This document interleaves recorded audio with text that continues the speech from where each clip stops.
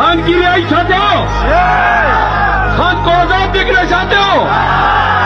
अपना मैंडेट इन चोरों से रिकवर करना चाहते हो? मेरा साथ दोगे?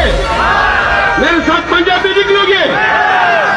मेरे साथ मार खाने के लिए तैयार हो? याद रखो पाकिस्तानियों, खान को हमने कहा कि अदालत में पेश करो। उन्होंने कहा कि सिक्योरिटी रिस्क है।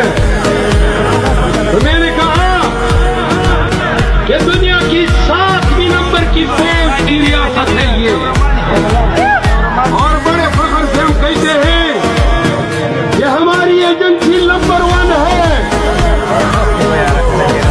और फिर किस तरह के रिस्क है कि खान को जेल से अदालत में नहीं पेश कर सकते हैं।